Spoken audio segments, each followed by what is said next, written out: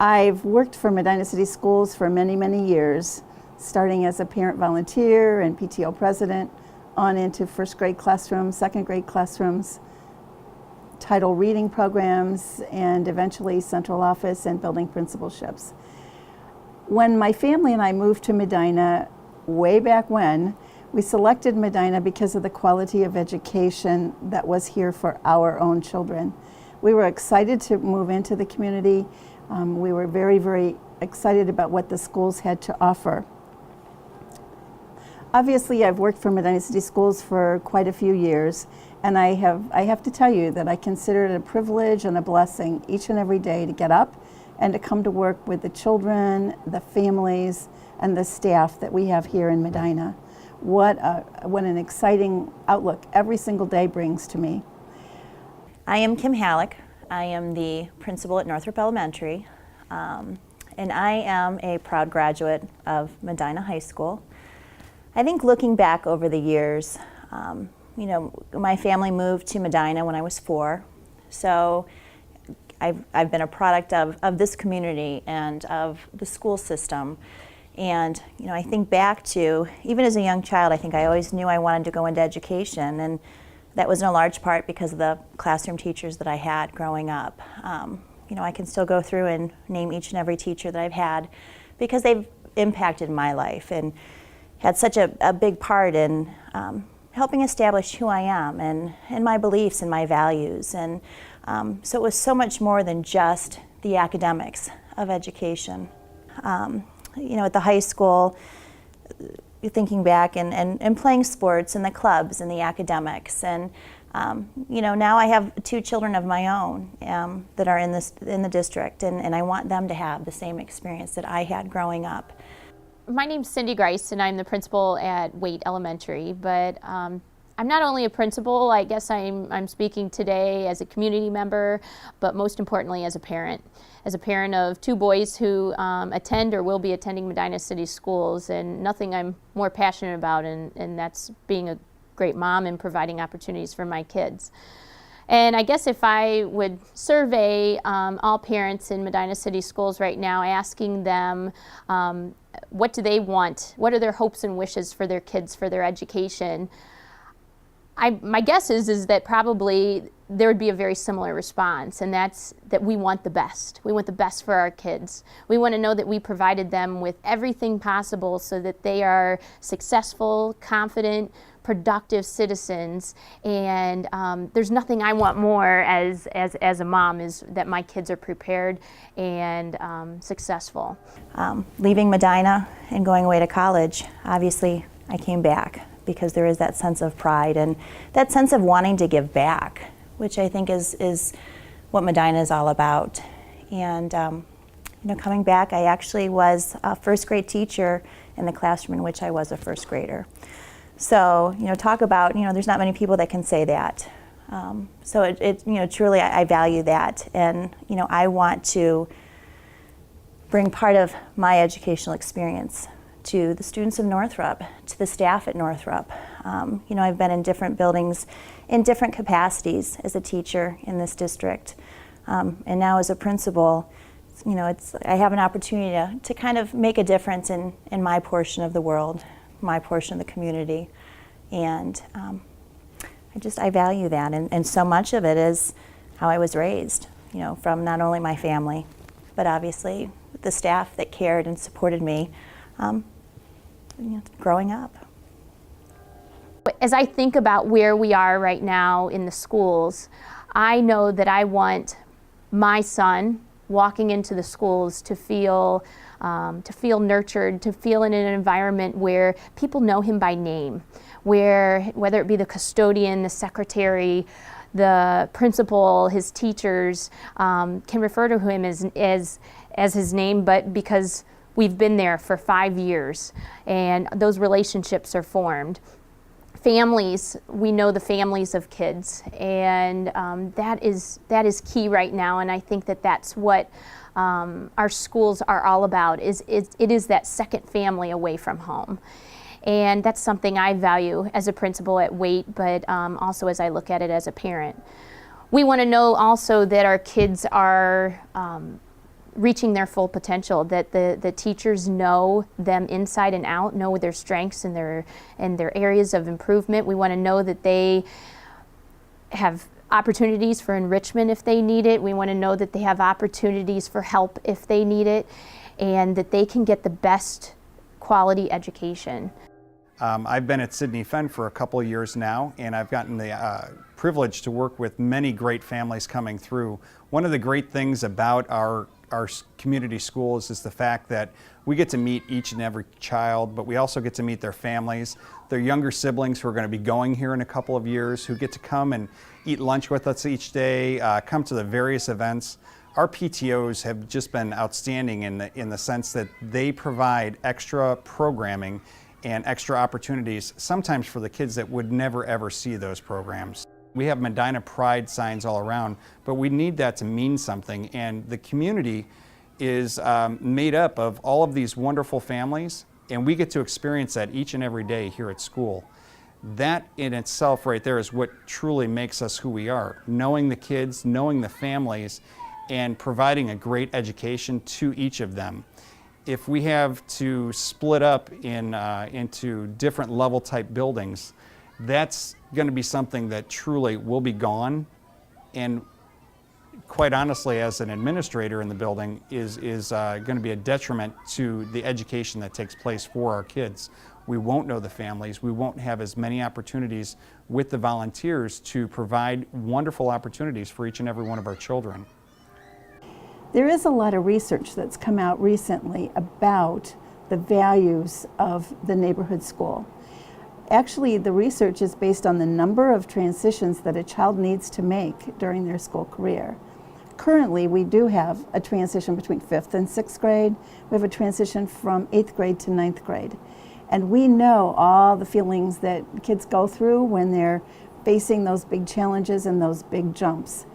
It really is a wonderfully developmental progression to come into your neighborhood school, to go to school with your brothers and sisters, to see other kids in the neighborhood, and to stay there long enough that you really develop your own sense of myself as a learner.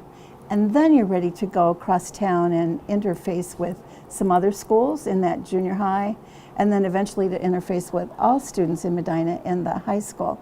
It's just a very natural progression. But the research shows, and I want to make sure everybody knows this, that the more transitions you make in a school career, the less the academic achievement is successful. So that actually every time you make a transition, you lose ground academically and achievement-wise. And you can gain it back, but it puts you behind because you've got to take time now to gain it back. So if you're making a transition every couple of years, you can see how much academic loss you'll face that you have to then keep making up. And the long run, the research shows that it does impact what happens in high school, that there are far more dropouts actually following multiple transitions than you have with students who face very few transitions in their school career. I'd like to talk to you a little bit today about the connections that students make in their schools. We all know how important connections are between students and their teachers, but there's other connections that happen in a building as well. With neighborhood schools, when students are allowed to be in the same building from kindergarten through 5th grade, they not only build connections with their classroom teachers, but they build connections with so many other people that are in the building. Support staff, bus drivers, kitchen workers, everyone is able to build that personal connection with students, and it's so important. With the neighborhood school, the other impact that the staff has is when I look at the caring relationships that are developed with our students. You know, as I was standing in my building this morning watching my students come into the building, it was great to be able to greet them by name. And one of the reasons that it's able to happen is I'm able to develop that relationship with each student starting at kindergarten. And then the amazing part is I have teachers that are in 3rd, 4th, and 5th grade developing relationships with those kindergarten, 1st grade students. Whether it's through book buddies or having informal lunches with the kids or having their siblings in the class. It's these relationships that have a direct impact and make the students, the parents, the community really feel tied to that building. And that's the uniqueness of a neighborhood school, is those personal relationships that all staff members build with the students, the parents, the grandparents that come in. It's a remarkable thing, and when you're able to stand back and watch these teachers greet students they've never had, but maybe they had their sibling, or some of them maybe they had their parents. It's a unique thing to watch these teachers make that connection and watch that child's face light up.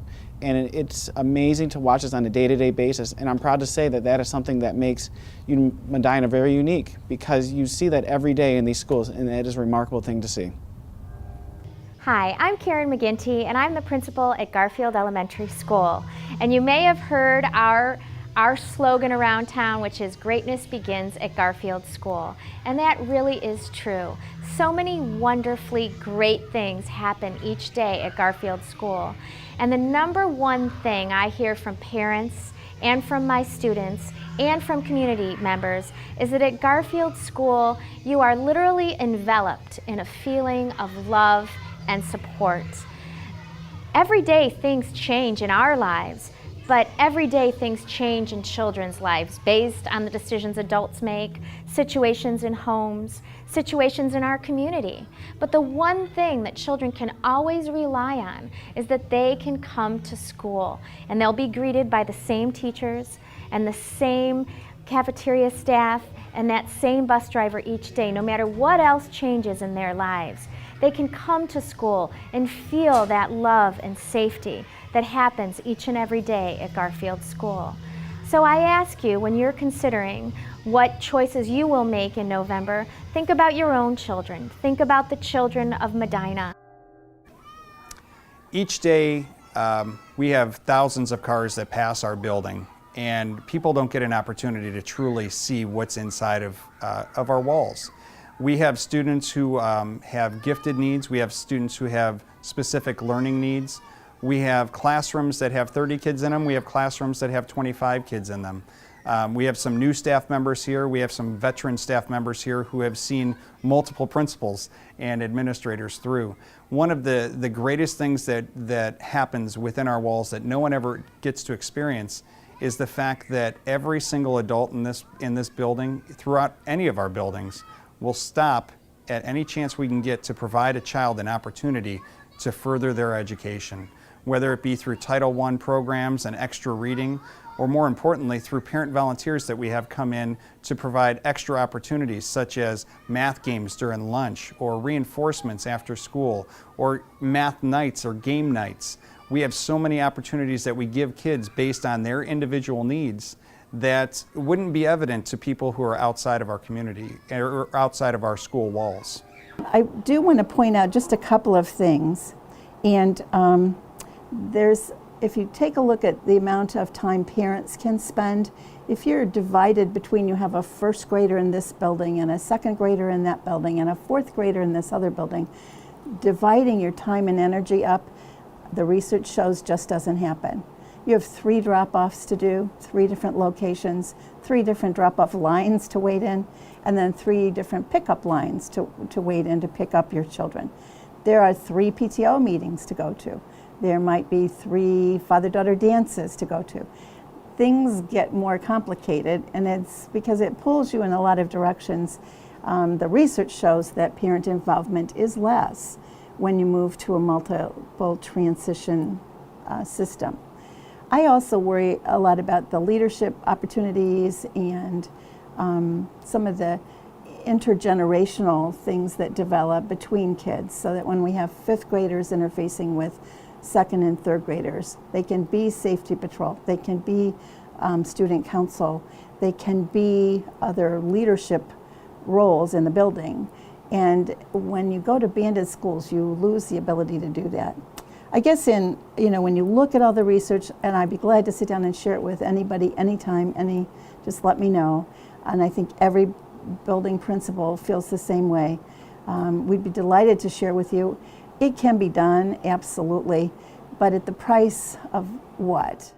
Our world is very different today. And, as I look at my own daughters, as I look at students coming into Northrop Elementary, it's a tough place to be. It's a tough place to be a child, tough world that we live in.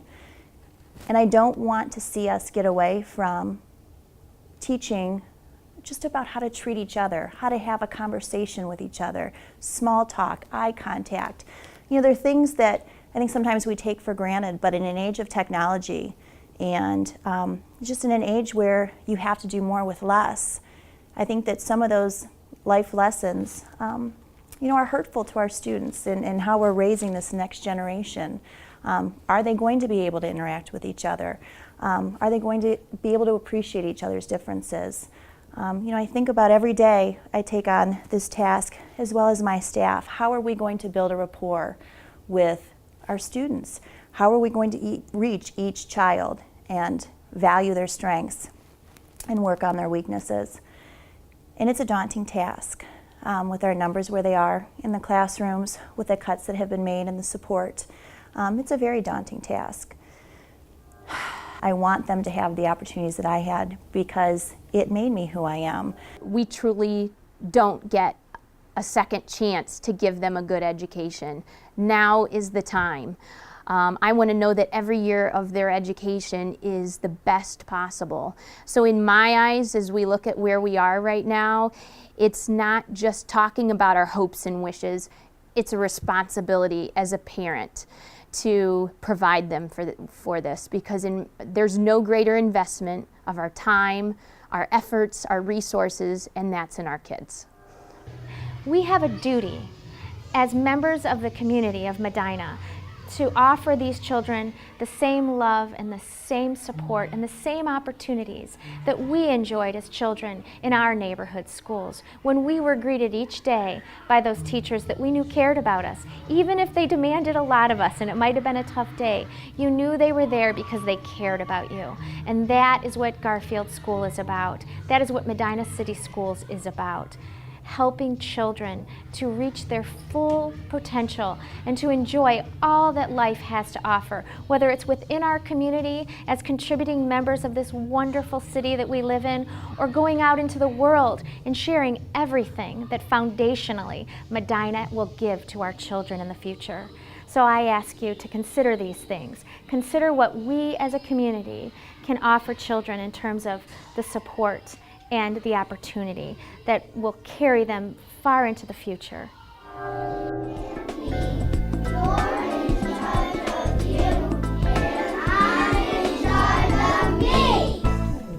All right, great job, first grade.